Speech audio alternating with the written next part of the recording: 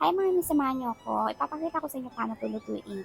Ginisang sinarapan. By the way, kung naghahanap pala kayo ng electric cooker or induction cooker, eto mingla ko mga recommend ko sa inyo dahil matipid siya sa kuryente mga ni. Pakaganda pa and aesthetic, diba? Okay, maglalagay lang ako ng mantika dito sa kawali and then ilalagay ko na yung sibuyas. Ayan, tapos isunod-sunod mo na yung ibang mga spices dyan. Sunod, ilagay na natin tong sinarapan. Kilala itong ating sinarapan na pinakamaliit na isda sa buong mundo. Matatagpuan po ito sa Buhi or sa Batu, Camarines Sur, Bicol. Going back sa niluluto natin, maglalagay lang ako ng liquid seasoning, pamintang dahon, at buto. And then, luya.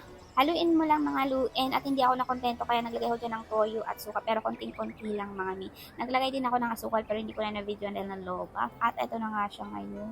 O diba nakaluto ako na tong ulam na to dito sa aking La Home Electric Cooker. Araw-araw ko tong ginagamit mga mi kaya masasabi ko talaga na maganda siya.